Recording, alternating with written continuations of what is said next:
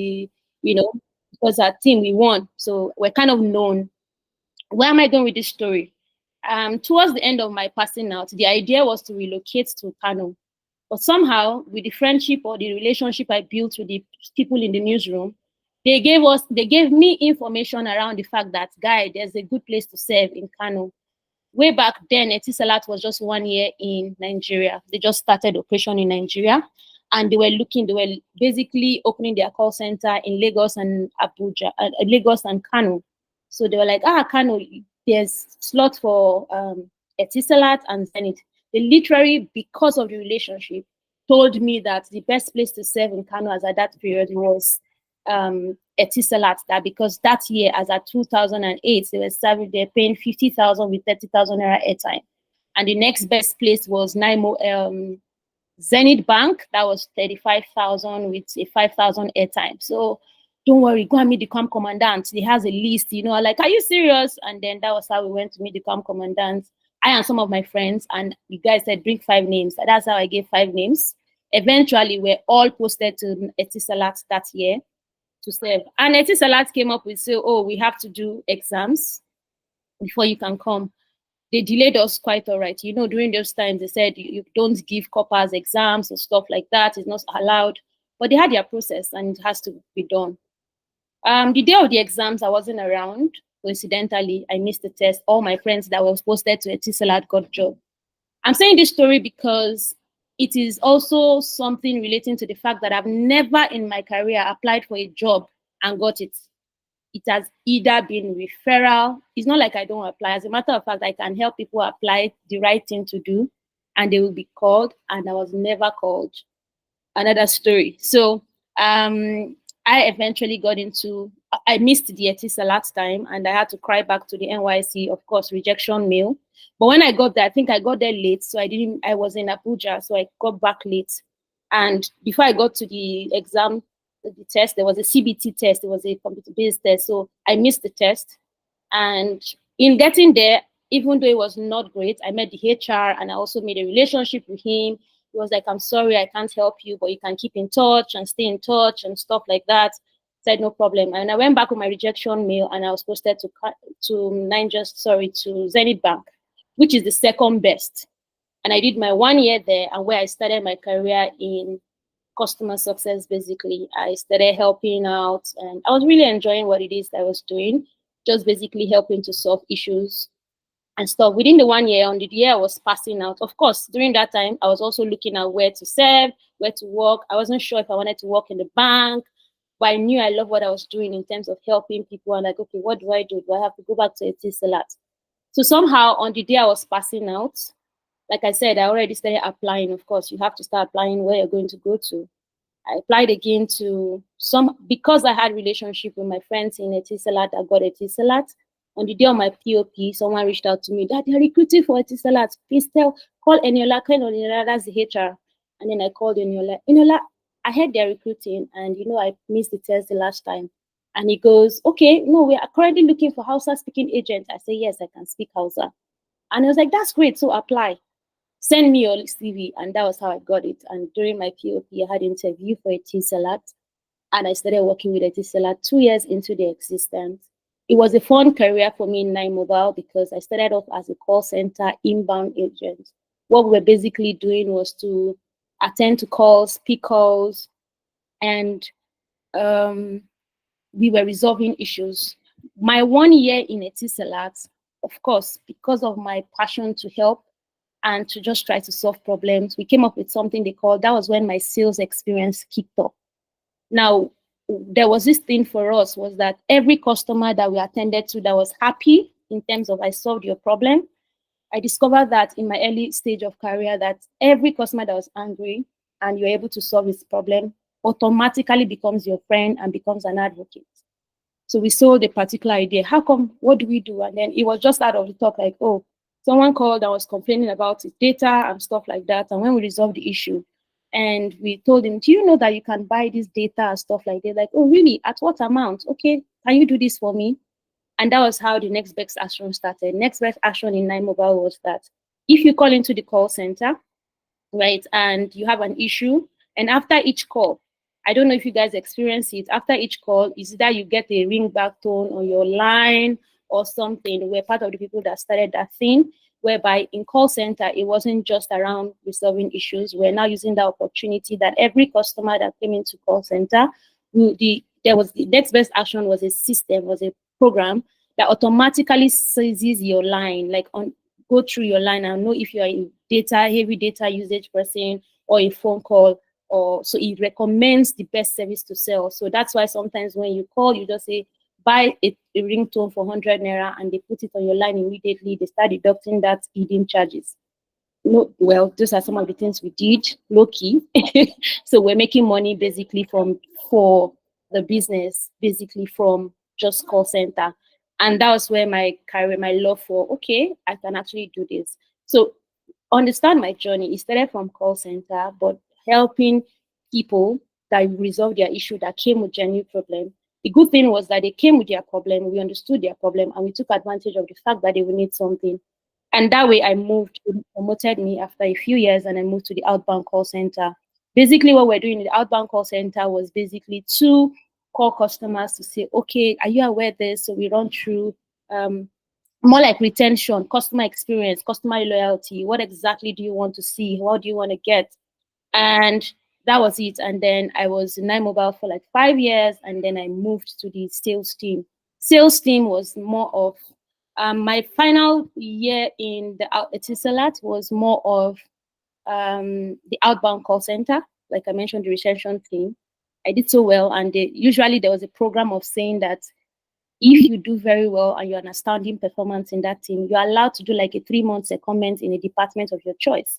So I chose that I want to go to this office, to the sales, physical sales, because I have also sold in terms of online, right? I've sold talking to people on the phone. I wanted to experience it because I had the experience of saying they slap people on the face in the shops and everything.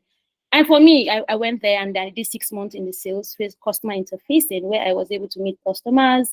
And it was a great experience for me. And one thing that made, as a point of the period I was there, the shop, the center that I worked with, it will say too in Abuja, had recorded like the high sales. And the reason why was simple, because when people come to the place, we had this idea of doing the SIM card. If you want to do your SIM card, you have a SIM swap issue, it takes 24 hours. Ideally, that 24 hours, it takes less than 2 minutes to actually resolve. It takes less than 2 hours. In fact, less than 1 hour. But we just gave that 24 hours because there's a process, right? And give and take in case network failure and stuff is just an estimated time. But while I was in the store, because I had access to support, so I had the whole support, I could resolve issues. So they discovered that when they are coming to the shop, people's issue was resolved. You can't even wait for 2 hours, your line is working and stuff. So people started coming. It was actually something that was great. And like, what's happening? Why is this people's GMB very high? Right? But obviously, just because of the relationship, the fact that people feel value, people feel like, oh, my issues can be resolved. We came up with different ideas around, okay, how do we do a happy Friday for the shop when you come, free happy hour, happy hour, stuff like that. We had people recharging data, and we had like this system where we send automatic return. What am I trying to say? Sales is basically around helping people solve problems, right? Solving problem and making sure that, like, making them feel like you are quite all right, you're selling, but you're actually doing them a favor. You are reminding them, oh, your data is out in 2 days. They're like, oh, really? Okay, top up. Like, so definitely, it's not like they don't want to, maybe they just forgot. So that was an experience that was so good to them and definitely increased their patronage, increased their sales. That is Nine Mobile. And after that, I moved to of course, I left Etisalat and I started setting up a call center. That's not there, but I'll move into my core sales role, which is I started it as business development manager at Farm Crowdy, where I led the farm. Like I said, most of my job has been referral. When I left, of course, I left Nine Mobile. I looked for a job again. Literally, this time I was going to places to send my CV, and eventually a referral came in from my ex-boss in Etisalat to say, well, this particular people want to set up call center. Would you like to jump on it? And I did. Same down to Farm Crowdies. Oh, I was working in Abuja. I met them and like, oh, okay, how you doing? We're looking for this particular stuff. Obviously, helping people understanding. And when they were looking for a business development manager, they reached out to me and I resumed that role. On that role, I was doing very well, bringing sales. We developed the B2B sales. So what Farm Crowdy was doing then was basically having a platform for everybody, right? But there was a market that is on tap, which is the 80-20% rule. So they wanted to measure on get our customers, let everybody, 100 people just, I'd rather have 1,000 acres and share to one individual. I'm like, okay, there's a particular market that are not actually online, but that have the money that can actually participate. How do we tap those markets?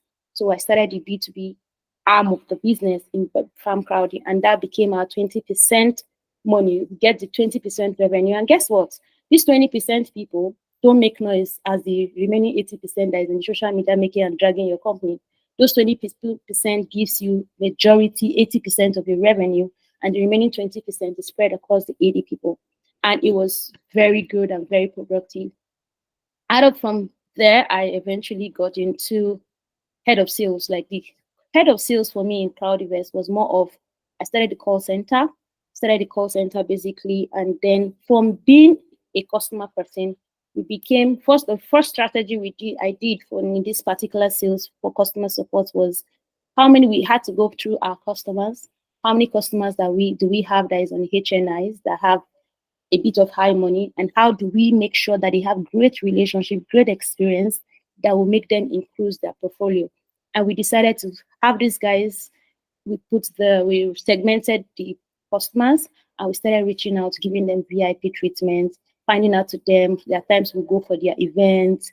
I'll give a bit of story about this Cloudivest. So once there's a customer, for instance, that had portfolio with me, and genuinely, it's really great to have genuine connection with your team.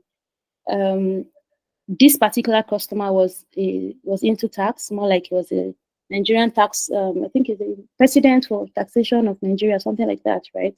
That year, he had a portfolio of, I think, 10 million naira in his account with us.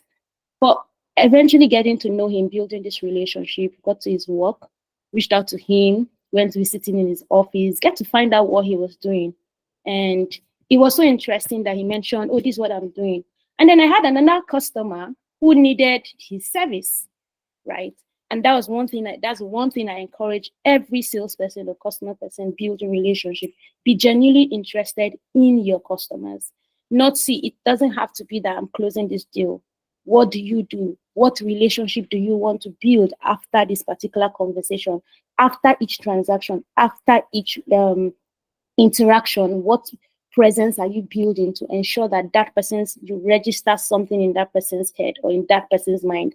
So I got the information. I was speaking to another customer that said, oh, I need to I have not done my client tax, whatever, and stuff like this. I'm like, oh, really? Okay, I have this customer. He's great at what he does. I see that he works with this. And that's from my conversation with him.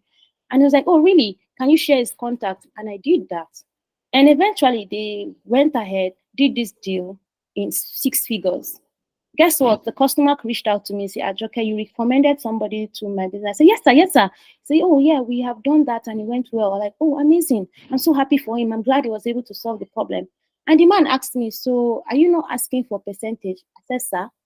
It was like, yeah. And I was like, sir, if you have money in your account, it means I'm going to have more accounts, right? I have more money managing your accounts. And for me, that's good. It was like, are you not going to ask me for any percentage? This is about 6 figures. I said, sir, if I didn't tell him about it, I wouldn't have been able to help him.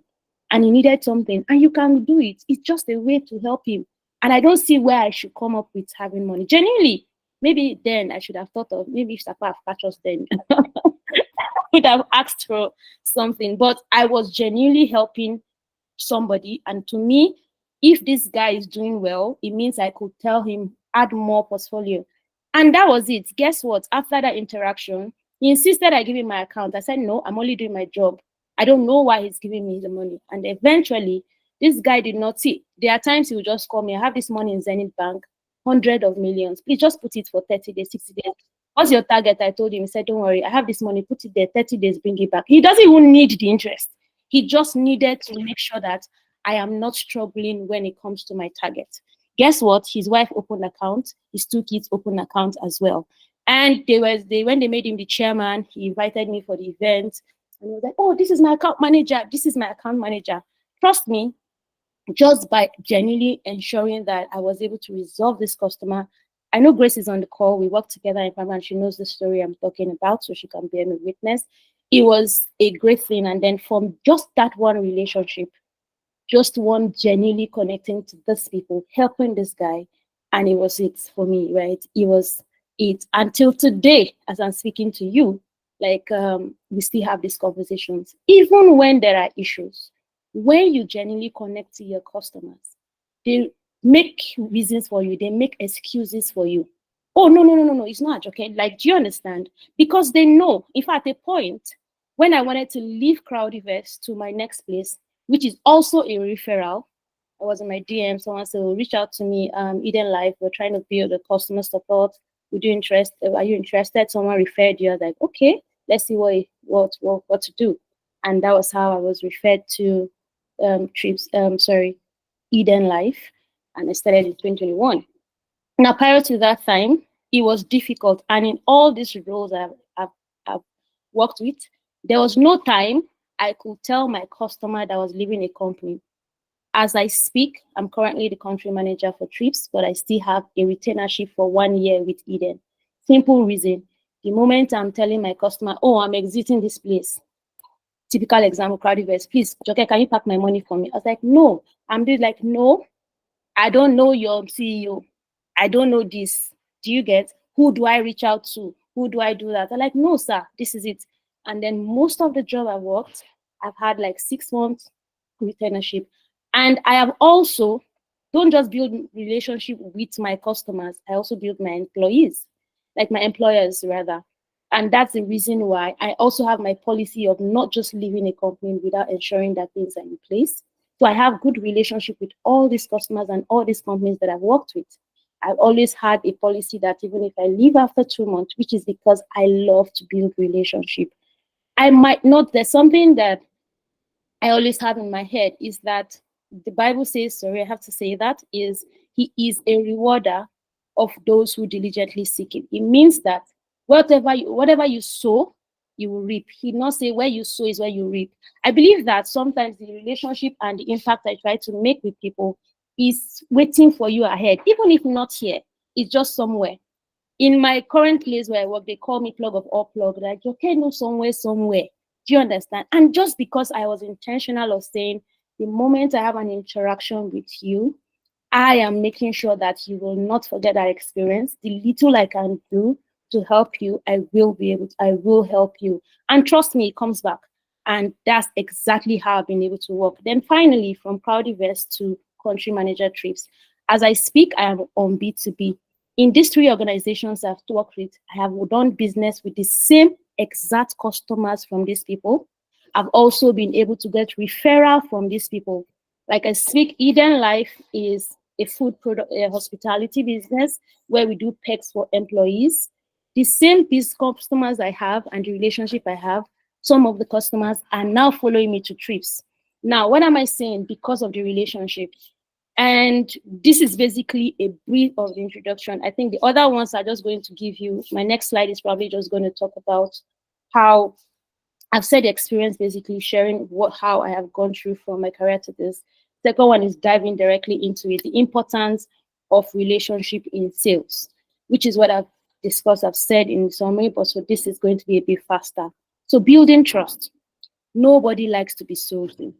Have you asked yourself when you go to events? The truth is that when we go to events, we're looking at everybody's trying to sell to one person. Who will not listen to you? Do you understand? So the truth is, nobody likes to be sold, but people who trust you will listen to you and will buy from you eventually. By developing genuine relationships, salespeople can understand their client needs, concern, buying habits. This allow them to present themselves as trusted advisors rather than just someone pushing for a product. I've also explained this in where I was talking about my career. The truth is, once you expose yourself into events, I would say sales is not a one day success in sales. Is basically from the relationships you build over time. And I will say this again, as a salesperson, don't be too pushy to sell. look for a relationship. The truth is, we know there's a timeline for sales closure rates, depending on the organizations. We have the 3 to 6 months closure rates. We have the lesser time, which has lesser bureaucracy, and the longer time, which is 3 to 6 months, which involves bureaucracies. But consciously make efforts, consciously ensure. And another thing that I've been able to do in my career is because over time, I am not a typical salesperson, in the sense that I am a salesperson with relationship building. So what that means is that I do not sell a product that will not stand the test of time. I will not send a product that you will not be able to use. I will not listen to, for instance, Titi is a cheeky kind of person and I'm going to sell a canvas or boots, right? Just because I want to close that deal. No, I will be able to finally understand who is this person, how do I connect, and how do I ensure that what I will sell, even if it's panic buying, how would I ensure that the person is not thinking tomorrow or not seeing my number and not even picking my call? I would rather allow that sales or miss that thing rather than selling what is not solid. So my product or what I sell or whatever it is I want to sell has to align with what you need. It has to be that you have sell, because I am big on repeated business. Yes, sales news deals are important for repeated business. I make bold to say most of the accounts I've been able to close, that large account, has been based on upsell, because the people get to feel very comfortable. You build relationship. They know you can do this.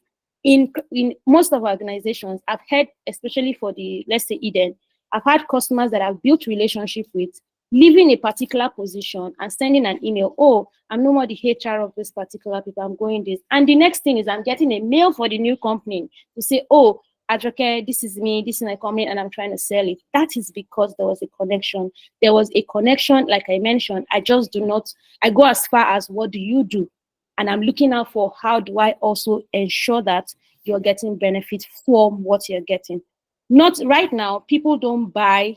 There are a lot of options everywhere, but people buy relationship. People buy something they can touch. You can have the best product out there, right? But as long as you are not reachable, you are not reliable, you're not reliable, you are not having that woman touch. I was on LinkedIn today, Napa posted something and she talked about little things that founders have to do. Like most founders should try to be a salesperson because it helps them understand the customer's need.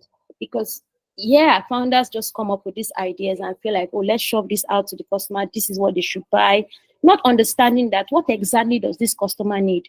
We always come sometimes to say, we are solving your problem. We are solving your problem. Do you know my problem? So building relationship, building genuine relationship allows you to be able to connect to these guys. And please don't be fast. You can build relationship. You might not use it now. It might be your next job that you're looking at. Or it might even be somebody's friend or someone's organization that needs that thing and you're referring that person. Trust me, you are doing top of mind awareness. The next thing is client retention. Your goal is not just a single sales, like I said. It's about building long-term relationship with your clients for repeated business. By providing excellent service, addressing concerns promptly, and maintaining open communication, salespeople can foster client loyalty and encourage repeated business. I mentioned a typical example. I still work part-time with Eden Life. So I was reaching out to my clients. How are you doing? And stuff. Oh, where are you? I heard you're in this year. Yeah, yes, I am there. Still here for you. My emails are still active. I can still communicate, right? And then the next thing, so what do you do at your company? And I'm like, oh, what we do is this and stuff. And like, oh, great, it's something, a good idea. Let me talk to my organization if something we want to do. So basically, it's because we've been able to retain this customer and they understand the benefit of excellent service. Guess what? The idea of even making, see, I think the cheapest way to even do it in terms of sales, ensure that the ones you have, you are able to make them happy, retain them. Those ones will become my next point, which is leads and referral. Strong relationship with your industry or community can be a fantastic source of referral and leads. People trust recommendation from friends, colleagues, or business associates. So having positive relationship can open doors that calling might not. Right. So what are we saying here? once a customer is happy, which is what I from the fact that some people will just leave an organization and decide to think about you. The truth is, when you do B2B, it's a great part for me because you are giving an experience to a group of people that have group of people, families, friends, relationship that can patronize you. Sometimes for we salespeople, it is you they patronize. So who are you as a salesperson? How are you connecting? How are you genuinely understanding these customers? How are you not just interested in closing those digits and ensuring that you're keeping or getting values for that will lead to referral and open doors? Now, navigating frictions. When dealing with human, frictions and disagreements are bound to happen. Even clients. When a client trusts and respects you due to history working together, they are more likely to be open to negotiate and find solutions for better solutions. Typical example, we all know what is happening in Nigeria. We all know that the places that is hitting the most is the food industry and stuff. Prior to leaving Eden, we obviously, everything skyrocketed. And yes, we had to look for ways to communicate the best way to customers. Trust me, these guys understand. We came from the angle of saying, we don't want to lose you, right? We understand that this challenge that we are facing, you are also facing it. Tinubu is my president and your president. Do not forget the genuine connection, the fact that you understand and you relate with your customer is what understood. They understand the reason behind it, the way you approach it. I say sometimes you can tell someone to go to hell and the person is asking you, please, where is the road? And it's just simple, the way you manner of approach and how you present it. We understand the challenges that everybody. I think your Say what? Can you hear me? your is breaking up. Can you hear me now?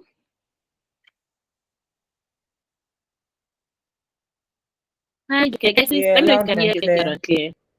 Okay, can you guys hear me? Can you hear me now? Can I continue? Yes, please. Okay, awesome. So yeah, basically, I will use this navigating friction is a typical example was when I was in the fintech part of the business. We had a bit of issue and stuff like that. And before you know it, the customer is saying, it's not okay. Maybe there's that, like making excuses for you, right? Basically, because they understand that you keep them up to date, you communicate to them, you understand the situation, you're coming to them to tell them where they are coming from, the shoes, empathize and stuff like that. So that's basically the importance of relationship building in sales. Fundamentals of relationship building. So basically, the aim to sell is to sell first, aim to solve the client's problems. Money will come later, naturally, right? So the first thing to do, which is like the fundamentals of relationship building, you need to listen. Sometimes we go to events, yes, where you're part of where you meet people, and you are already going to sell. I'll give you a typical example. I had the kind of style of leadership I like to do is the one that's more like a disciple kind of leadership where, oh, let's go, let me show you how to do it. So sometimes I go with my teammate and say, sell. So we had this team person we recruited then in Eden, and like, let's go and sell. And we went to an organization, and the first thing is saying that, oh, I work with Eden Life, and we are selling food. This is it, whatever, whatever. And I took a back seat. I was like, no, sorry, I'm not interested. And then I said, okay, follow my lead. The second time was around, oh, how are you doing? And then I went into the place. I was like, please, where do you eat around here? Where do you eat? And he was like, oh, are you hungry? We actually don't have it. We have a canteen, but you understand. Oh, okay. So how do you guys eat? Do you have to go out? Yeah, the canteen was COVID, pre-COVID, but the stuff because of this right now everybody goes for like, is that not stressful? How close is the place? You know, like, well, not close. So sometimes we get this and this. I'm like, oh, great. Actually, I work in a company that does XYZ. Now, what am I trying to say? I actively listen to, yes, I was going to sell my food, but I didn't just go to introduce my company and what to sell.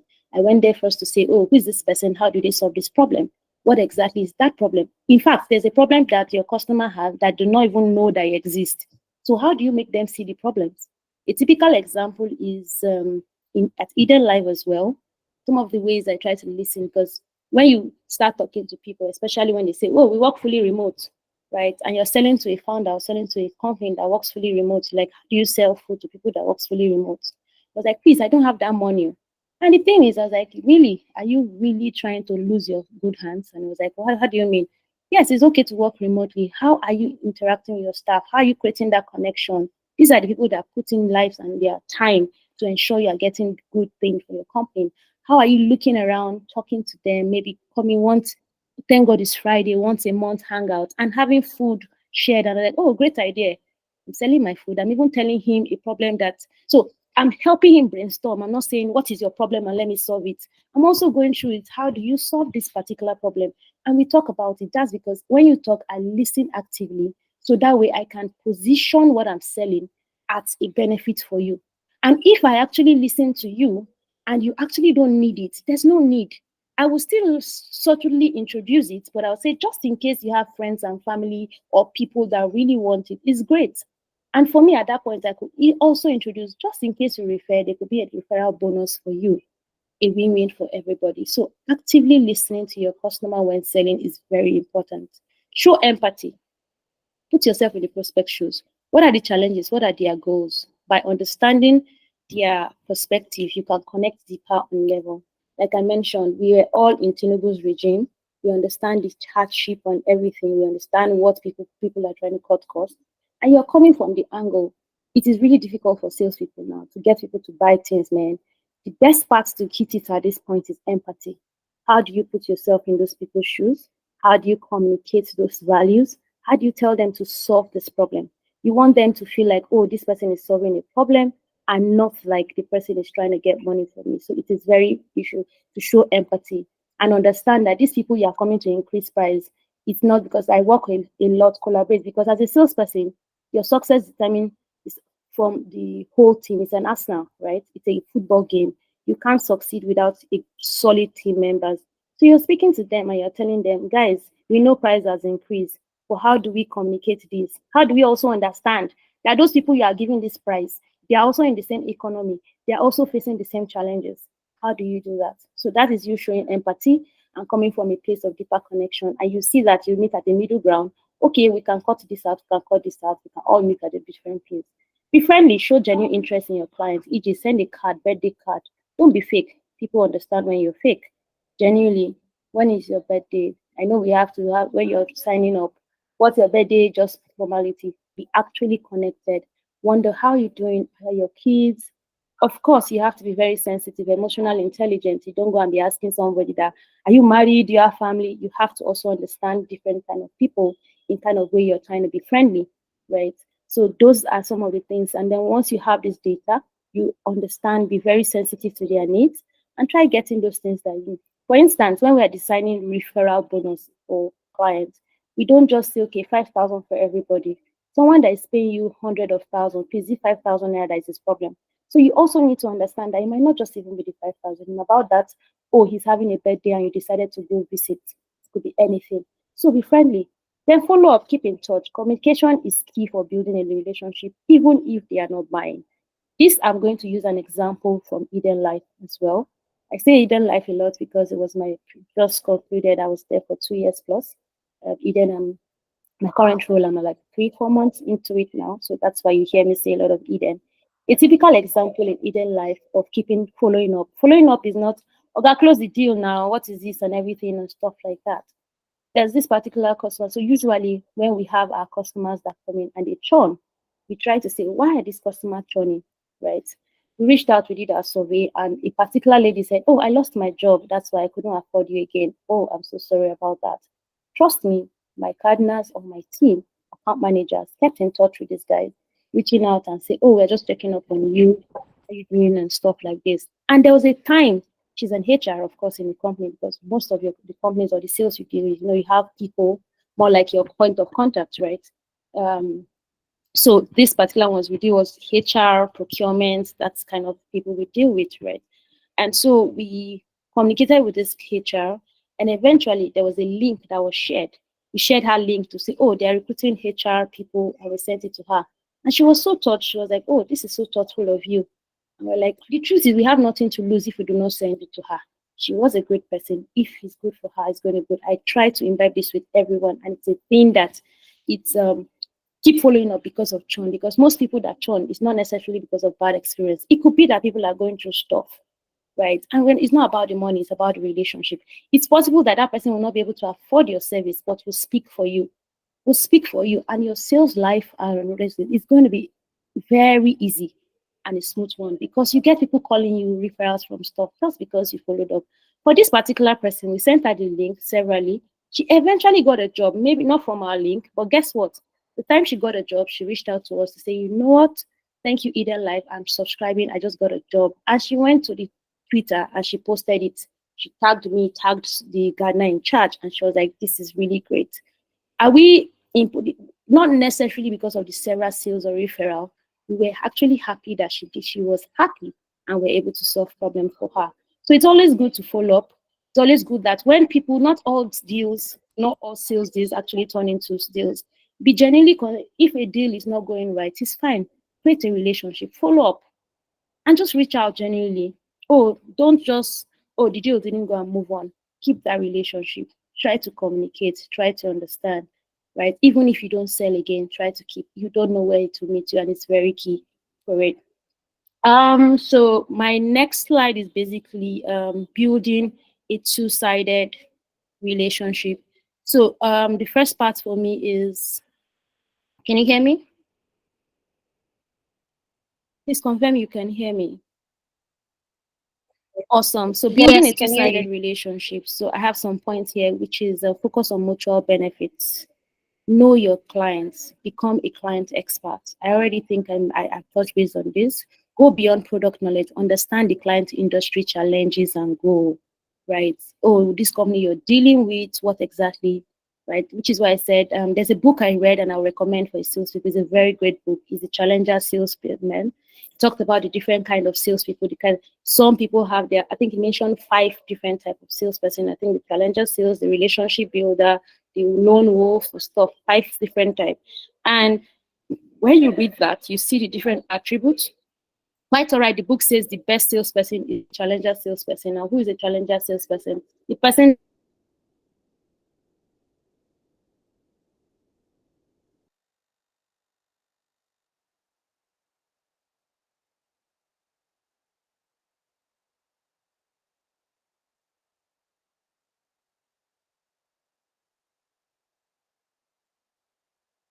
it's something I would recommend for every salesperson. And one thing I notice about these books, of course, some of them feel like you have multiple personalities because I was more of also a relationship builder, which is even the book says a relationship builder is not outrightly the best sales, right?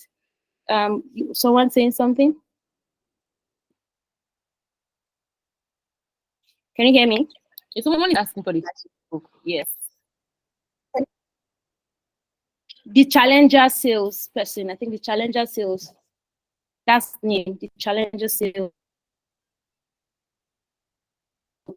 It's very great. It talks about the different types of salespeople. And I noticed that there's a bit of balance between, so this building relationship, I think what he talked about, the relationship builder is that person focused so much in solving problem and he doesn't put himself in the middle of, this company is paying me, this customer is my customer. Do you understand? He's just solving the customer's problem, irrespective of whether giving bonus and everything.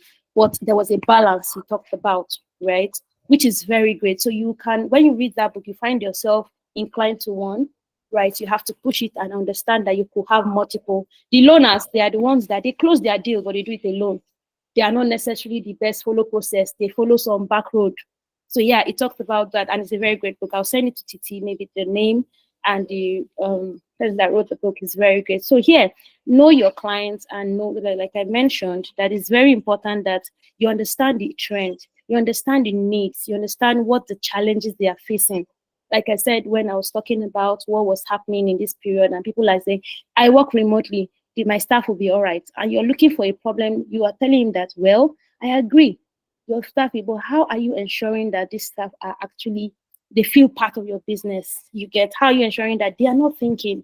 How are you making them so comfortable? It means I was telling a problem that exists. They're like, oh, people are going remote, they're not working. You're asking them, so how do they come to the office? How do you care about how your staff come to the office or commute to the office and stuff like, okay, so what do I do? Oh, what you could do is XYZ. Do you understand? I think this is the time, it's not the time, because you can't just leave it as if you don't understand. You're not doing inflation increase, what other ways are you touching? How other are you connecting to your staff? Because I'm big on internal and external staff. It means that your internal staff has to be also okay for you to be able to go out there. So that is basically knowing what it is, understanding their clients, understanding it, positioning it as a value resource, not just a salesperson. Next one is don't sell products, sell solution. Present your product or services as a tool to help the client achieve their goal. Focus on the benefits and how it solves their specific need. For me, I'm a bit of a tomboy kind of person. So when you are selling maybe a bag to me, I'm probably just going to buy that bag because I just want to buy it. And trust me, I'm just going to run away from you, right? Because I feel like you're not consultative, you're not sensitive to what I need. You're not making me feel like, oh, I want to get back there. So don't just sell what it is, sell a solution that when the person goes home, he's thinking about, like say, oh my God, why did I buy this? Do you understand? Now, the next one is be customer centric. Your customer is why the door opens daily. As a matter of fact, love your customer more than you love your product. I understand that the truth is without this customer, those products will not go.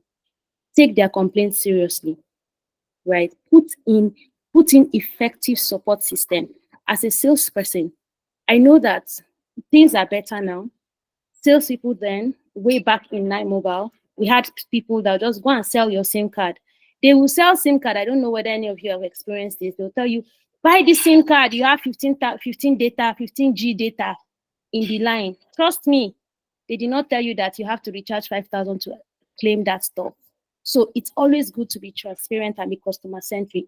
But what they were interested in is transaction. They just want to close that transaction. They are not interested in it. And that's why you see sometimes people break the SIM and fling it. So I use this analogy that you also need to understand your target audience. You cannot take a madman to a normal hospital. He cannot get help. He can only get he can just be there for a particular period. He will have to go to where he can actually get help. You can't keep it. So what am I trying to say? You can't keep pouring water inside basket. As a salesperson, you should understand the benefits of it's even going to ease your work when you are making sure that the customers that are coming will stay. It's increasing your portfolio, and those customers are going to be referring while you still go out and still do your own work. So it's very important that you're customer centric. You help the customer involved in the problem solving, create good relationship with your internal customers, stakeholders delivering this stuff, create good relationship with them, understand as well that these guys are humans like you, and it's very great. I understand that they are difficult customers, but you must always find a way to make them happy because they are the reasons you are in a business in the first place. So it's very key to be customer centric. Sorry. Okay. Aim for long time. Keep your promise to them. Basically, aim for long time, which is whatever you promise them. Be transparent upfront, right? Let them understand that, oh, this is what it is, if possible. Also build a proper handover. Hands-off means whatever you're connecting, whatever you're selling is what they're actually getting. It is very important. Offer after-sales support to win your client over. Stick around even after you have closed that deal. I don't close the deal, I don't collect bonus, life goes on. No, that's not how it is. Check up on them. How far? You're 1 month here, how has it been, right? And that's why, okay, I'm also a customer success, so it's a more end-to-end, and we deal a lot with sales and customer success. As a customer success barrier, when I ventured into sales, people are like, you don't have a sales background. I'm like, who else can sell if not the person that understands the customer? So I can sell to any customer. And that's because I start by building that relationship. And the next thing is relationship over transaction. I think I've laid emphasis on this over and over again. It's not everybody, don't just see everybody that is working as my money or as my target. Stay fresh. Work with your team to ensure your product is improving always so as to stay relevant.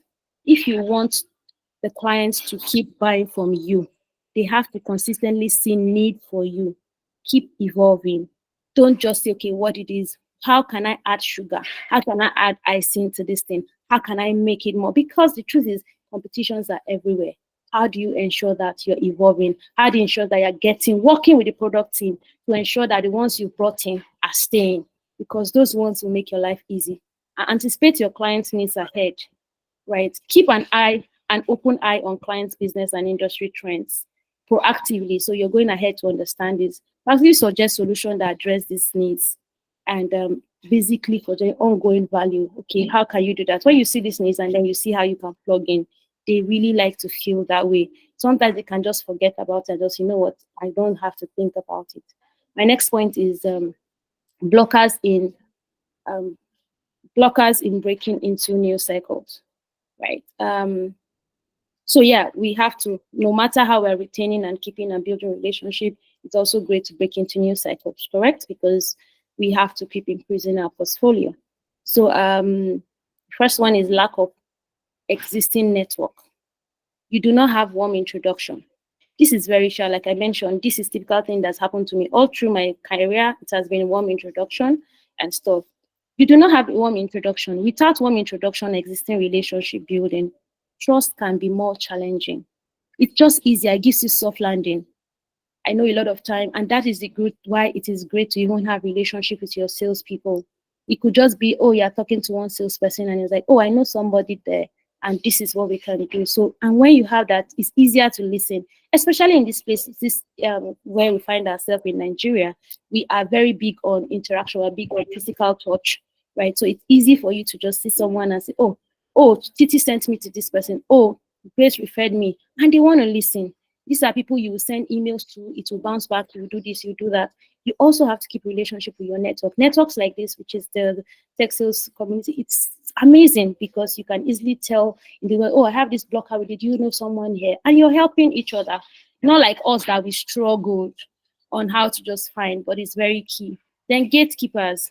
New cycle often have established gatekeepers who control access to decision maker. Salesperson may struggle to get past them without prior connection, which is still taking me back to the process of basically having a warm introduction. Skepticism and competitors, right? It's about basically about a product client. Can you hear me? Can you hear me? Yes, we can. All right, so I'll say like building trust and credibility takes time and consistency. So whenever you're breaking into a new, that is there. It's yeah, there's competition. First of all, you have clients that already have that service. Someone is solving their problem. You also have the one that have not started solving it, but is just afraid like, okay, right? But consistently building trust, taking your time, it's actually going to close. Keep at it and stuff, right? It's really, really good. Then existing competitors, existing relationship with customers may possess a challenge. You need to demonstrate a clear advantage to that person. For instance, a customer, let me give you an example. While I was working with Eden, we had this, when we're qualifying our leads, we had some set of customers that already had the food service, but there was a great blocker of them saying, oh, we have somebody already, we don't want to change. And I'm asking, how do I sell this? The question is, what is that thing that is advantage that you have? Understand your niche.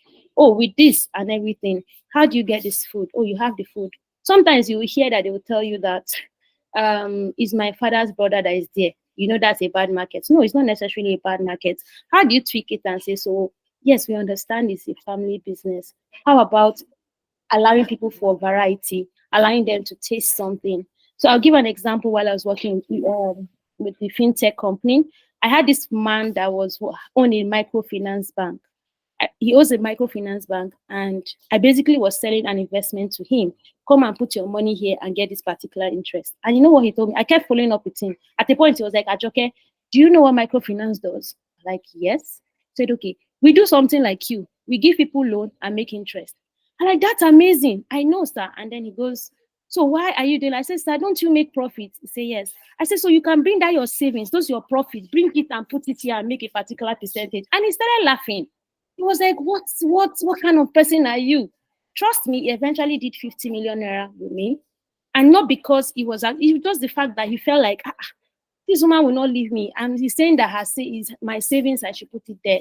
I speak to you, he has offered me jobs, things that recently I even still got, okay, let's do this, let's have this thing together. Because he feels like there was a value, right, that I added, even if we're also competitors. So it's always good that you understand that it is not a turn off for you that, oh, these people have my competitors are there. Uncle, yes, your competitors are there.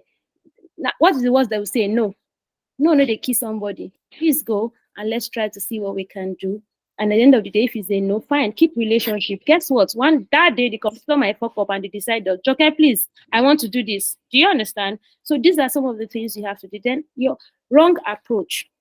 Your approach is wrong. Sometimes when you find it hard to sell to a client, it's an opportunity to look inward to see if there's something wrong with the way you are pitching your product to them. Because sometimes our approach is wrong. We can just keep, like I gave an example of someone saying, I work with you, then we sell food. Thank you, we don't want to buy food. Do you understand? That approach, you're like, oh, I have this 100. You see people having a pipeline of leads. Uncle, I'm selling every day. Those are the hard workers. They are putting in so much work. And they're not going back to say, come, what am I doing differently? How am I communicating? Why are people not listening? Do you understand? Am I doing it? So it's always good to go back and check your approach. Ask yourself, if someone sold this to me the way I'm doing it this way, would I buy? Right? Often revamp your style. Tell yourself stories. Tell your story. Always look for the problem the client is grappling with and tailor your product to suit that solution. Yeah, and then finally, overcoming new cycle blocker, leveraging existing network, which we talk about. If you have up to use warm introduction first, said this already. They always open doors for you. Seek warm introduction. Titi, please, do you know anybody in this place? Please ask. Oh, this man, there's in Hausa. Sorry, I'm going to say this. It means that somebody that asks for road will not miss road. Growing up in the north, they say that thing. So when you stop, please, where am I going to? But in Lagos, it was different. When I stop, please, I'm going to this place. They will send you back to your village. So, but yes, there's the idea of be always ready to learn, ready to ask questions is very good. And oh, do you know someone from this place and stuff? And be also open to share. You don't want me to give you the only person sharing. Invest in my life. Don't be a parasite. I'm sharing my ideas. Share your own idea as well. The truth is, the world is big. You don't have to say, "Oh, this is my client." The truth is, okay. There's something I did in Eden Life, which is I made friends with my competitors. Organizations like to switch food vendors, for instance. They don't use vendors. They don't use one vendor. So if you say, no, I don't want to tell this person the vendor, whether you like it or not, they'll look for another person. Is it not safer for you to say, okay, my competitor, they used to do rotation. You do this month, do next month. You will see them sharing ideas. At the point, we got to the point like, how can we raise our price? This is winning together. So it is very important to do that. Focus on the value, clearly articulate how your product and service address the specific need and challenges faced by the cycle. Brag, showcase success story with clients from similar industries facing similar challenges. This builds trust and credibility. Showcase, I used to show. I was proud, oh yeah, I closed this deal and stuff like this. I make bold to do this. This is what these people is doing. Because I built relationship, I can like, oh, I'm sending you the contact of this person, this person, this person, right? And that's very good thing to do. Go to industry events, of course, participate. Please, when you are going, don't go and sell. Participate. Sometimes you see that people in the event the third time before you sell your product. Just go and talk to the person, understand the person before you start selling. Take your time, right? It's a process. Never give up. Build relationship that takes time and consistent effort. As a salesperson, learn to be patient and persistent and avoid giving up easily. It is our thing. It can be frustrating, it can be tiring. In fact, follow-up is a thing that if everybody can consistently follow up, trust us, we give up easily. We will be unstoppable. All right, career opportunities in enterprise sales. We have account manager, we have account executive, we have business development management. Of course, the salary range is there per annum. A very great one, very great space, very place that's enough, and we're great to grow together. Solution architects and consults within the range from 55M to 12M annually. We have customer support manager. Now it's now customer success because there's more of sales as well, which is leading B2B and B2C as well. We also have the enterprise account managers, which is between this particular amount. So yeah, it's a huge market. It's a huge one for everyone to be able to do that. All right, so namaste. Thank you, everyone. Eshion, got questions for me? Let's take your questions. Thank you so much, Ajoke. I remember you saying that you weren't going to take up to an hour, and here we are. Actually, an hour exactly. Wow. Yeah.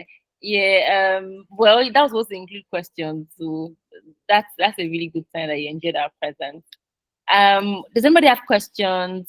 So while we're waiting for people in the chat box to put in their questions, we have some questions here on the registration form. And then someone was asking, I think Ajibala is here. But I was asking, how can one build trust when engaging prospective clients? Right? I'm sure you must have you've touched on that a bit, but I don't know if there's anything that you'd like to add to that. Is that say that the question again? How can one build trust when engaging prospective clients? Then he also asked, does the law of averages apply to tech sales? So you kind of like answered it before now. Let me type it in the chat box so that it's easier. Okay. Okay.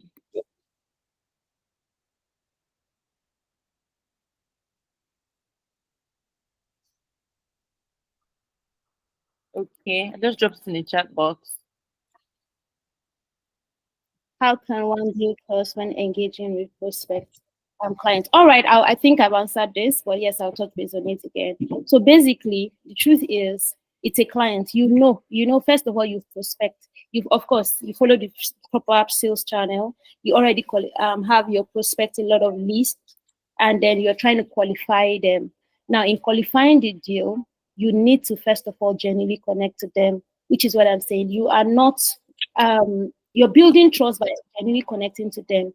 Don't be sales focused from the start. Yes, we want to close deal. We can fall under the trap of, oh, I have a target, I need to close it. But the truth is, one good deal, one good relationship, one trust you build can actually save you a lot of time. It can be that that deal is closed. One of my biggest deals that I closed was the end of the year. It's over 1,000 employees that we had to deliver with. It took me like 5 months.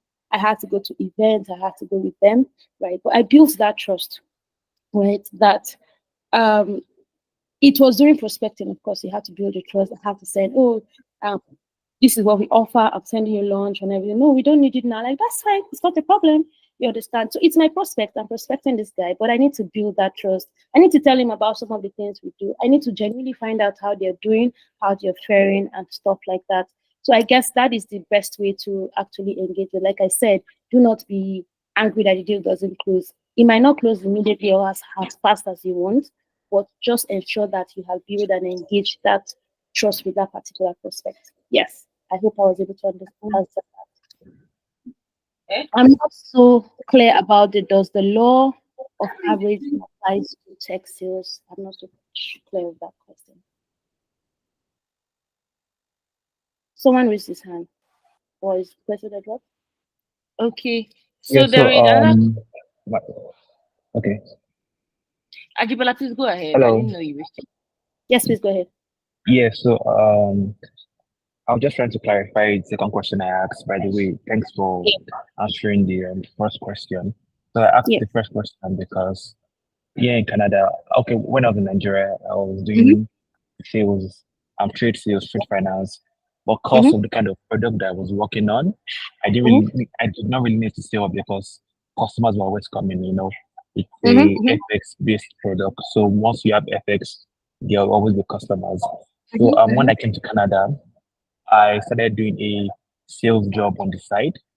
Yeah. And it pretty just opened my eyes to the real nitty-gritty of sales, right? And one of the stuff I just kept on hearing was build trust, build trust, build trust. But then I realized that I did not know how to build trust because I did not need to build trust when I was in banking because customers really needed that product. So that was why I asked them. Thankfully, you are able to, really just give me insight in terms of the fact that trust doesn't just happen once, right? Sometimes it takes time, it takes a process, and eventually um the sales matters, right? But in the end, it's the relationship that matters most. So yeah, so thanks for that. So on my second question, which speaks on the law of averages or the law of numbers, so it's basically the idea of the more people you reach out to, right, the more your chances of Yeah. bagging a sale. Yeah. So I'm just asking because here in Canada, I'm looking to transition into tech sales. My current sales job is not tech sales. I'm basically selling a construction product, right? Yeah. But in the end, I intend to, transition into tech sales because I have experience in fintech and content marketing and stuff. So yeah, Yeah. so I just want to ask, so in tech sales, right, when you're probably selling software, you're selling a digital solution, does that also apply? Does the law of averages? Because here it's the idea of if you reach out to 40 people, right, at least one Yeah. of them would would Close. convert. So does Yeah. this also apply to tech sales? Thank you. Absolutely, yes. Yes. Yes. Thank you for that question. Very interesting question. The truth is, I think that it is the same thing. I have sold food, I have sold hospitality, I've sold farm products, I've sold different kind of things, and I use the same basically structure. It's the same structure we use across board. The truth is, when you as a salesperson, you should understand upfront what your target is like.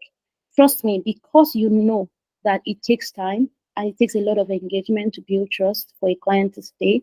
It means that you need to speak to more people. You need to have a healthy pipeline. You need to prospect, including even the one you feel like, oh, they already have a competition or they already have someone, they have this doing, right?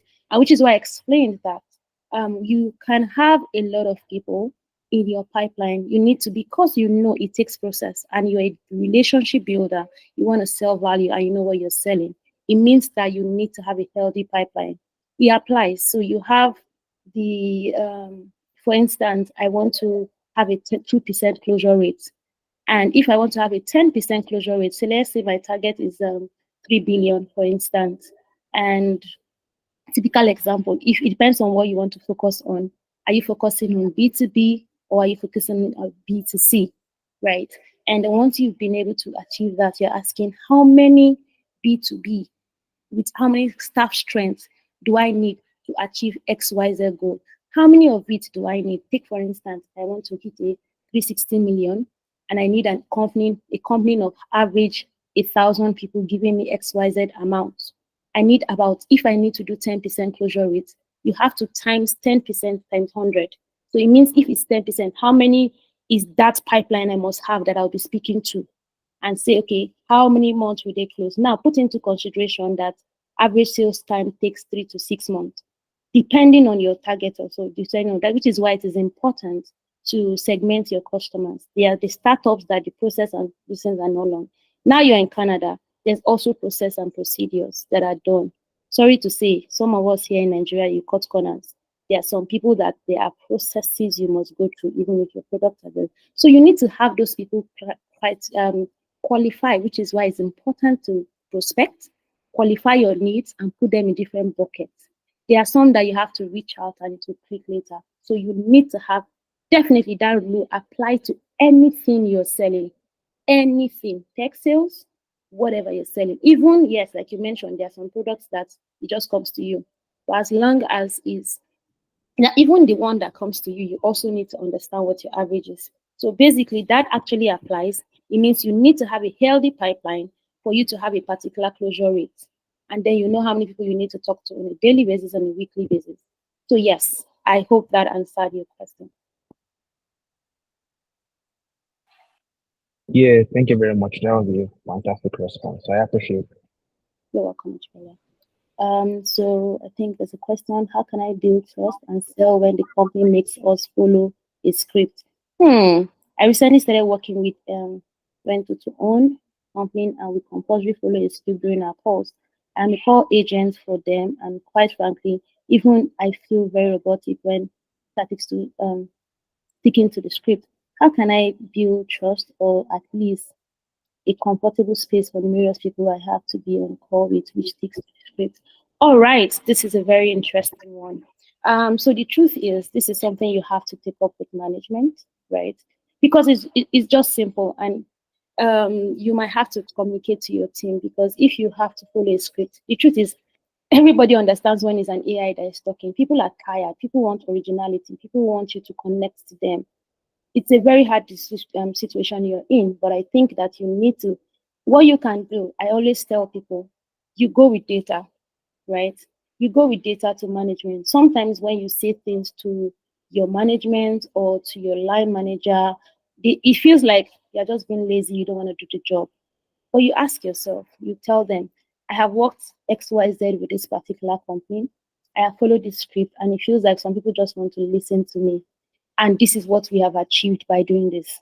Is it possible for us to try? Give me a 1 month or 2 months to just use a different approach and see the results, right? You can have such conversations because the truth is also good for you as a salesperson or call center agent to be in the right frame of mind. If you are feeling that you cannot sell this, you cannot build trust, uncle, we are all wasting our time. There's something which I tell my team members: play stupid game and win stupid prize. If the company pack up today, all of us are going home, right? It's also okay to be audacious as a salesperson. Tell them, I have worked with XYZ within this particular period of time. I am here to add value. I am here to ensure that I earn salary and make sure this company is profitable, right? You have these honest conversations. And you said, this is where you're feeling like, right? You can say, I have also spoken. You can tell your friend, call your friends, talk to salespeople in your sales committee. Tell them, I'm selling this to you. Would you buy? Do you understand? Give me your feedback. Share this and say, give me your feedback. Now take your feedback to your company and say, I sold to XYZ. You just wanted to have feedback. And these are some of the feedback that you got.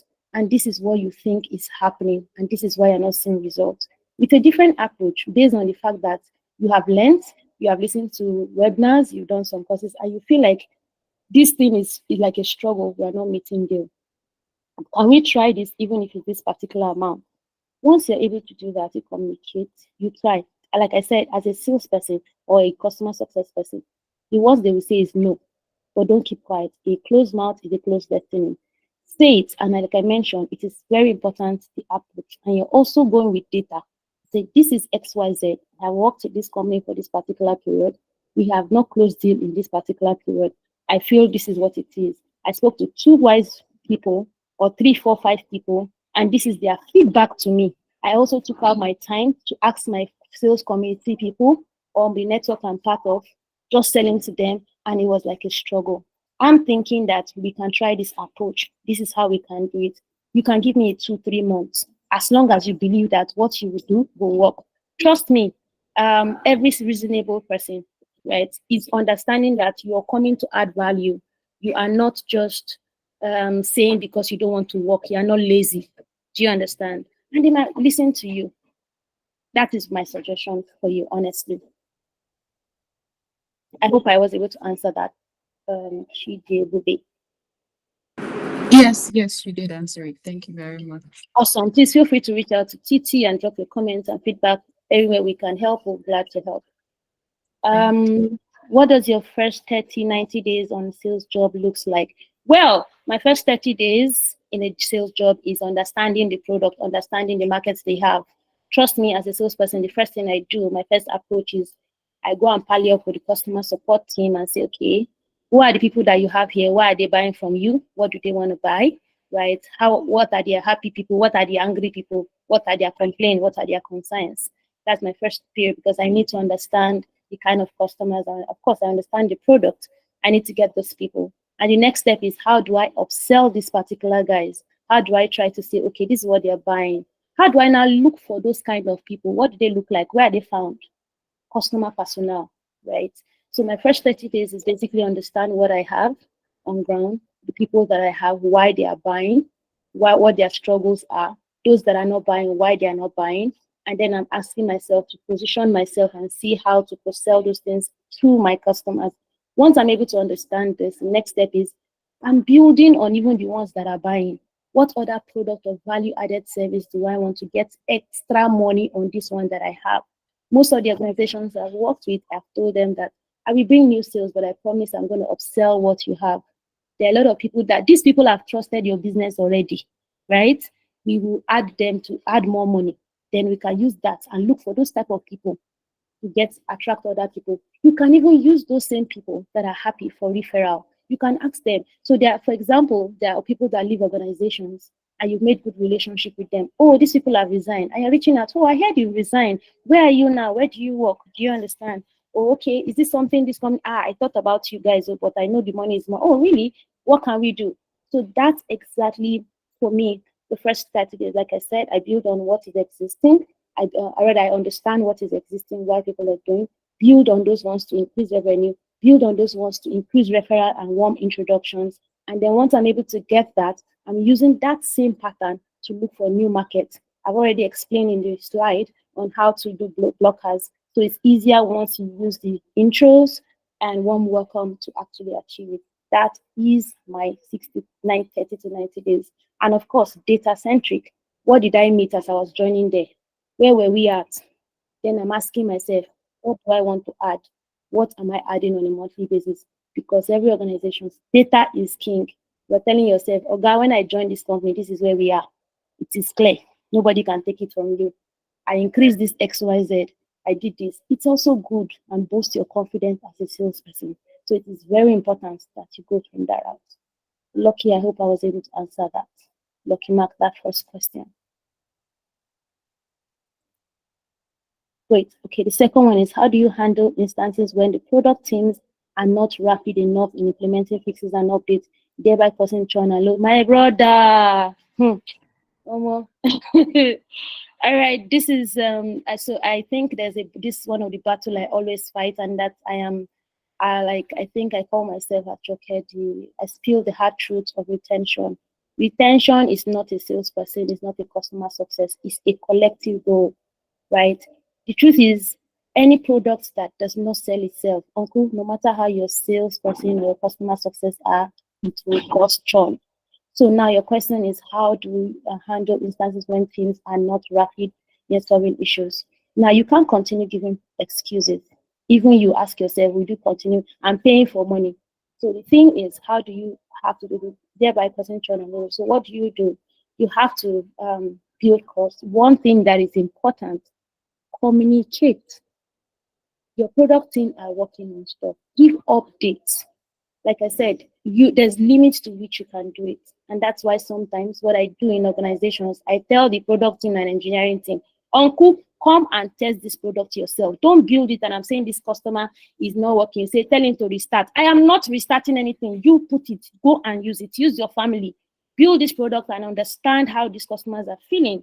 So you have to stand that ground. Like I said, as a great enterprise salesperson, you need to knowing that you have to be a great relationship. You don't want to close a deal that will not last. So you have to fight that battle. It is a very common battle with that between tail, which is why you have to be patient. You have to listen to both the team. Once you have to handle it, is you communicate to them, you get their feedback, you speak to them. You go a step further. Let me explain. Sometimes when a customer has issues, right, and we resolved it and we're working on it, I can even tell you, sir, you can churn, right? You can churn. Then when we work on it, I will call you, come and help us test it, because you were the one that felt this pain. We are working on it. Give a timeline. This is being challenged. Can you actually stay? You might still be complaining. We are working on this, but trust me, it might not be an immediate fix, but this is what it is. This is something you can manage. Please feel free. I am here. Reach out to me if there's any way I can work with it. I will be here for you to help, but we are working on it and give a timeline. Please follow up with the product team. How long will it take you to fix this thing? You're sending reminder.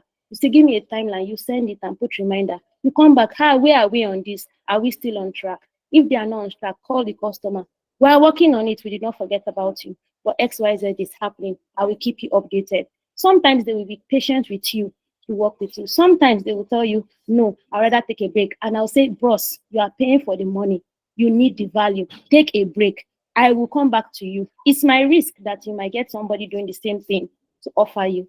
But I'm okay for you to be happy with my product because I don't want to give you an excuse. Have those kind of honest conversations because they are human beings. Don't be selfish.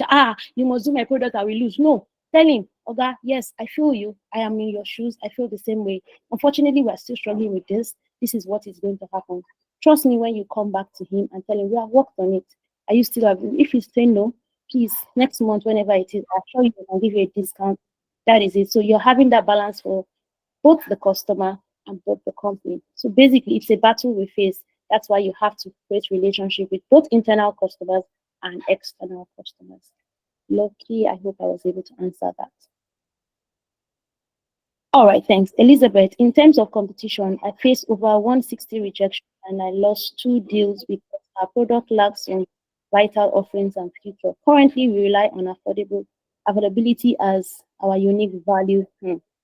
But I have come to understand that the approach may not be effective in some industries where potential customers can easily afford what we are selling. This has really affected my confidence because I feel that I might be the problem. Although some of my leads successfully closed. I agree with you. I've actually been in that situation where I feel like can you hear me? Can you hear me now? I've actually been in that kind of situation, right? And feels like typical example, you have a good healthy pipeline, right? And because of maybe processes of things, like I said, success of a salesperson is an it's a football game. There's no way that you go and you even if you guide or push and your goalkeeper is falling on your hand, they will just be scoring you, right? It's a so the thing is, one thing I would like to say is guide your mental space, and please understand that you are creating genuine relationship even if these deals does not close.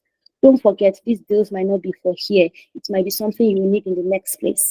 So genuinely create it, and it's important for you to keep that confidence to say, come, it's your product that is bad, I am say superhuman. And that is why reality checks come in. I have been in that situation and I'm asking myself, so you need to, at a point, because of the enthusiasm or the passion we have to want to close deal and be a success, recognize the time that is not your fault. But please, it is important to use data to show the stuff, right?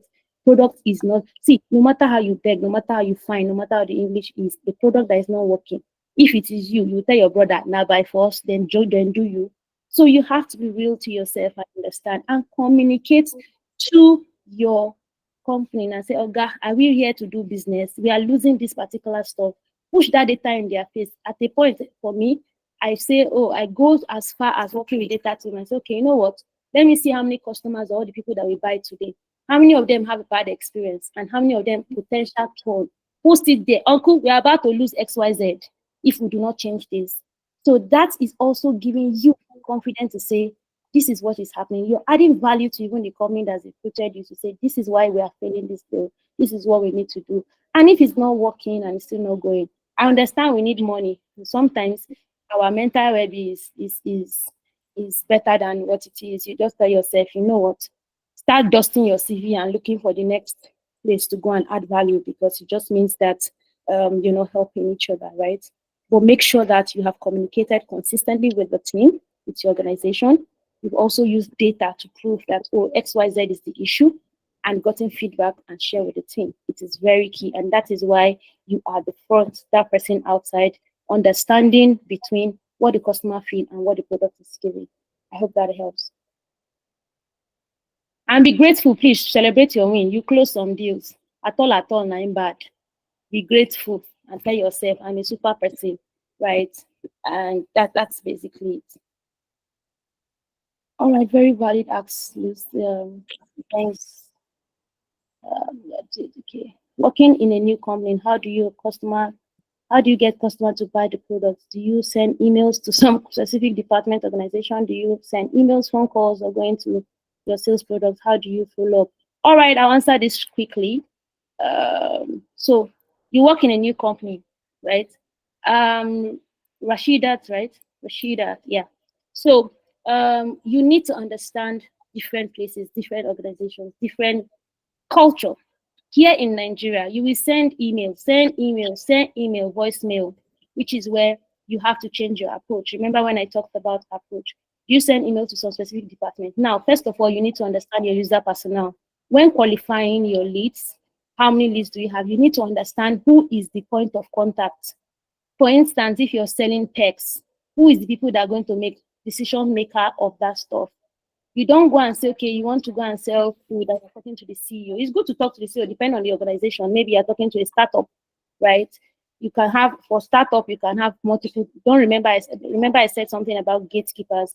There are people that are the receptionists, some of them are the procurement, some of them are the HR, some of them are the CEO level, right? You need to, first of all, define the kind of customers you have. You need to know the products you're selling. You now need to know you have different means of communicating to your customers.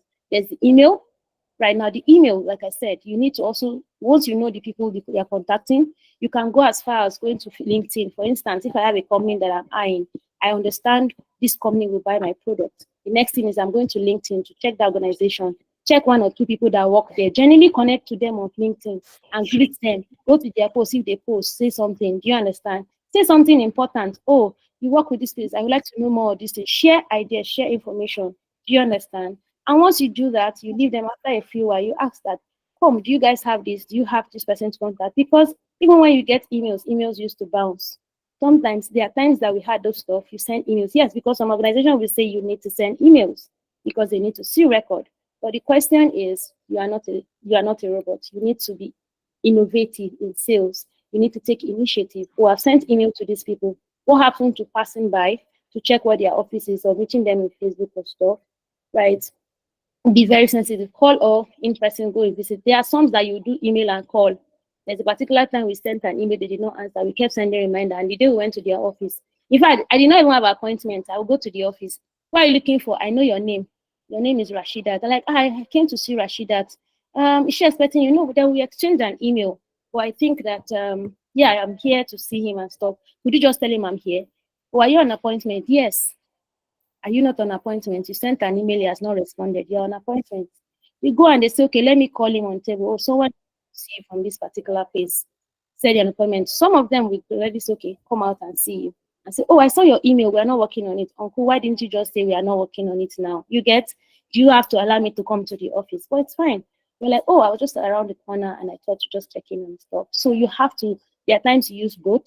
There are times you use one. There are times you even go and submit soft copy, go and drop it and stuff, right? There are times that when you go to the person you drop it with, even if it's a security person, you tell him, oh, God, please, in case this person comes, send this person. Oh, can you send me your line? Let me send you airtime. In case they come, call me.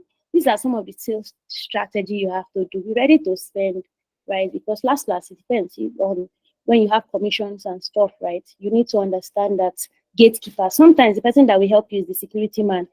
So when you have to come, better be your attitude to be on point. Understand that the great man, you're like, oh, God, sir, how work can I greet you? You know, because that person might want to like show you to the person that you go and meet. Do you understand? Especially for places you do not know. So yes, to sum up your question, you have to use some, right? But first of all, you have to understand. You said how you get your customer to buy your product. Understand what you're selling. Understand the people that need it. Understand how you're going to position it. Once you do, understand the most reliable way to communicate with them. Understand the people in charge of it in that department. You understand? So this is where your work in qualifying your leads. That is that the challenger sales I talked about hard workers. Don't work hard, work smart. Don't be, oh, I've sent email, you are waiting for email. The percentage or the open rate is low. How are you communicating or meeting people in this thing and then having those conversations? So those are how you can do it. How do you keep following up when you keep getting a no? Uncle, no is very good for us. In fact, a no, you get the no, you go again, you get the no. Go another approach. You speak to the HR, the expert is not answering. Connect to the person in the a particular person in your department, maybe you are in sales, you connect. How do you sell your product? Just to the person, share ideas. I'm part of this community. That's the tech sales partnership community where we share this stuff. Have you heard about it? Okay, we do this and do this. How do you sell your products? Do you understand? Oh, what do you do? Oh, this is what I do and stuff like that. Do you understand? Get information and like, oh, funny enough, I've been trying to send XYZ to this particular person. How do you do this and stuff? Like I said, generally connect with the person.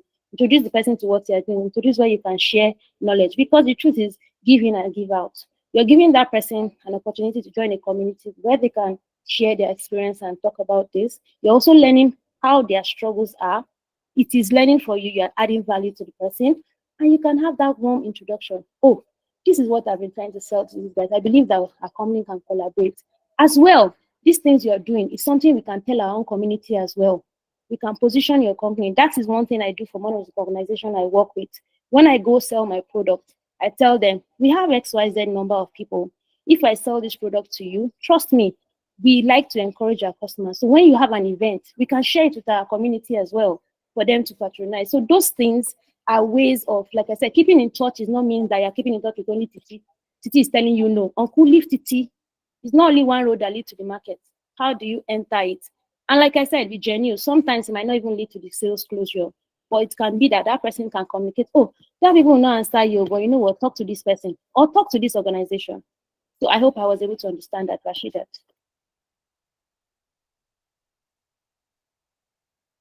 Are you still on the call, Rashidat? Yeah, I'm not so sure. Okay. Yeah, maybe location. All right. Yeah. How do you brand it to paying customers? At what point can you tell the person will actually buy and not just talk? All right. How do you convert leads to paying customers? Well, like I said, the first thing is we mentioned around the fact that you have built a new relationship. So there are different points. There are times that you're talking about your product. First of all, you have connected, you built rapport. And the next thing is you can even say, okay, you're talking to the person, first of all, you build connection, right? The next thing is how do I make this person pay? How do you make the interest? What is that thing that will pinch that person that like, okay, this looks good, right? For instance, you're looking at the most of the hard thing to sell is insurance. You're telling someone, come and buy debt insurance. Yes, okay, how do you want to sell this debt insurance to somebody? Some of the hard things to sell, right? You're speaking to the person, you're telling the person, like I mentioned, I gave an example already about a customer that is actually doing what I'm doing, right? And I kept telling him I was looking for a way to just make sure that I tell him, show him the value of how he can do it, even if it was ridiculous, right? I mentioned, at what point can you tell the person will actually buy and not just talk? Now, we will hear talk because even us too are talk people, right? We used to talk the talks, right? So I think that at a point where the person, when you talk, you've told the person, start asking, but like there are questions you need to ask and say, oh, when the person, you notice the person is not interested, you now start telling him that, oh, you can actually close this. So if you close it this week, there's a particular percentage, right? You can get 15% off because we are doing a promotion. So you're trying to make that person buy quickly. You can tell the person again, be open to say, I can actually give you bonus when you do this. Like, no, our company policy, I'm not giving your company, it's you I'm giving. Did I call your company in this matter? Do you understand? Oh no, this has nothing to do with stuff. It's just this is what it is. There are several ways to do this thing. So at that point, you can tell that, oh, okay, I'm just appreciating you. I'm not saying that, oh, this is what it is that I'm doing.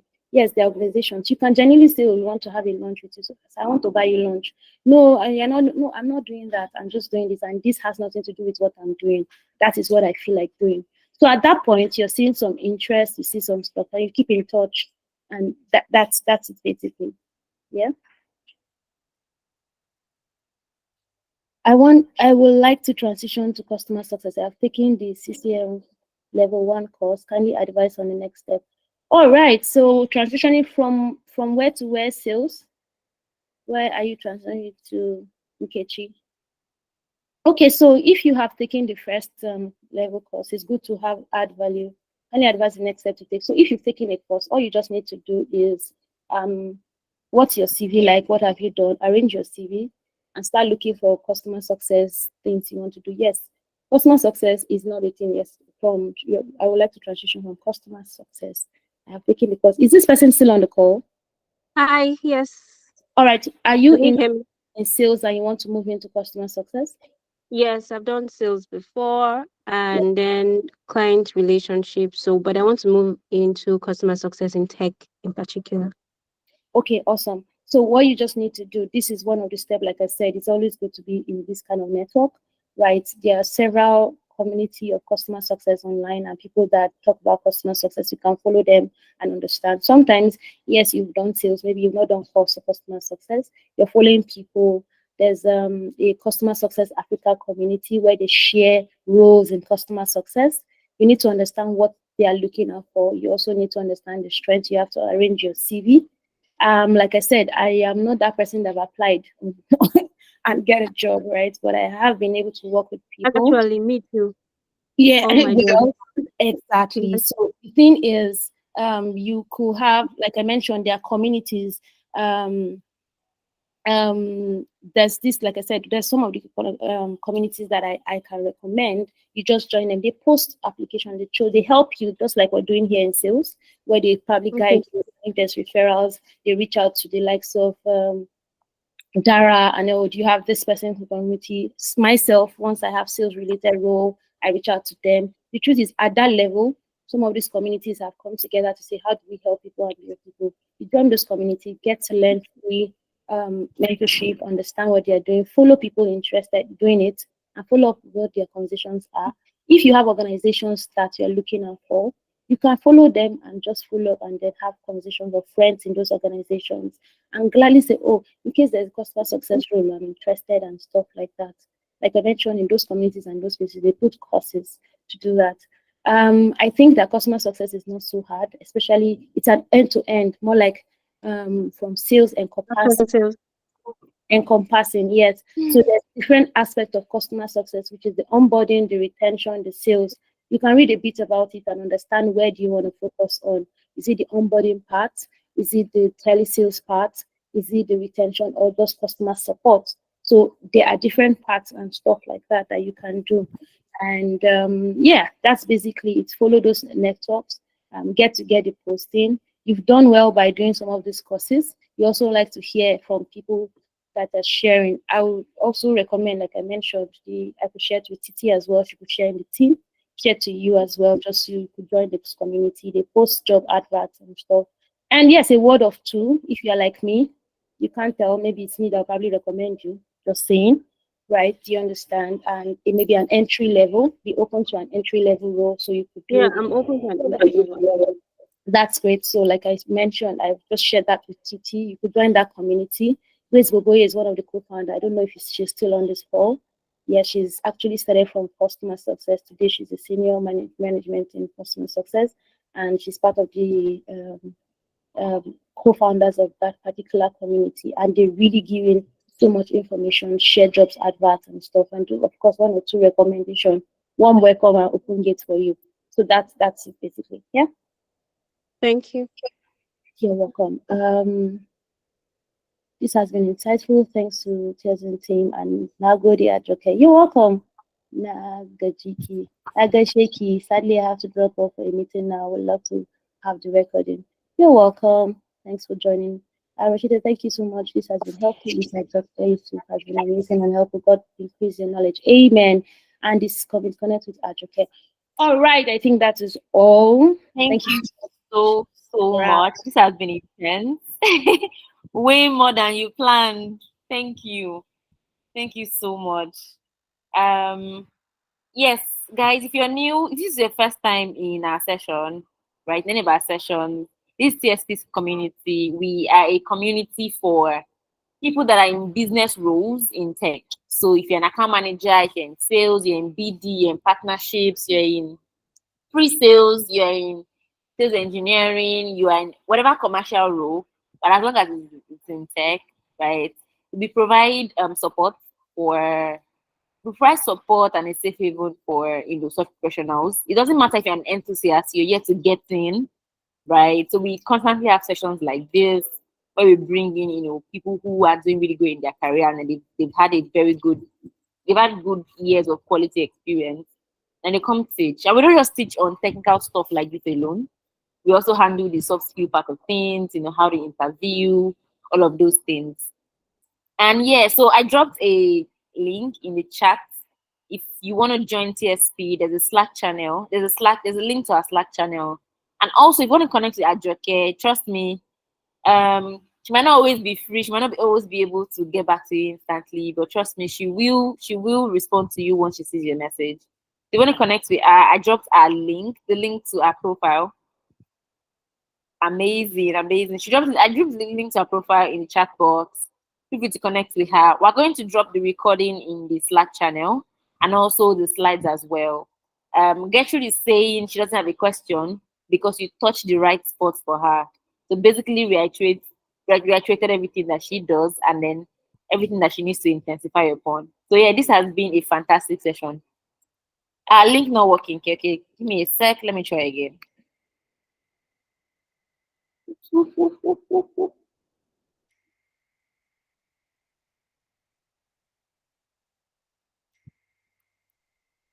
Oh shoot, just expired just now. Okay, I've dropped a new link in the chat box. Okay, this should work now. Please give me a thumbs up if that worked for you. So I know if it's the right link or not. So yeah, guys, thank you so much. This has been fun. Thank you again, Ajoke. Thanks for making time out. Thank you. Have an amazing evening, everybody. And yes, we have a session on Tuesday, on Thursday. It's not a session, right? Just basically a very, light space.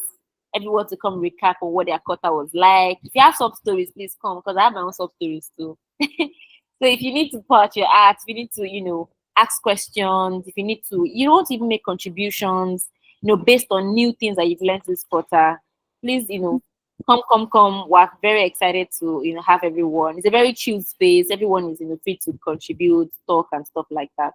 And thank you so much, Ajoke. I really look forward to having you again in this session. At least sometime. Yeah. Thank you. Yeah, thank you. Amazing work. Well done. Well done. Thank you. Thank you. Bye, guys. Have an amazing. Bye. Good night, everyone. Oh, Coach, have you been able to join in now? Thank you. Bye. No, I'm still trying to join. Please give me a minute. Okay, I'm still here. So I'm still here. Join the TSPC. It's not by staying there already. Or if you're on Twitter, Yeah. you can send a DM on Twitter to us so that I mean, I it's can asking me to create, but I already had one. Let me just Oh, create the okay. actions. I'm on the call, don't worry. I'm not in a hurry. Okay. Yeah, you just amazing.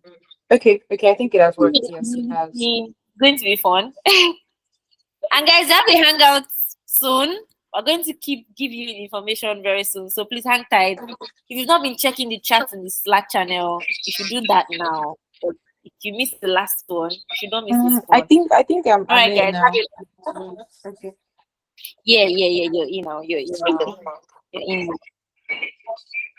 All right then. Thank you very much. Hi.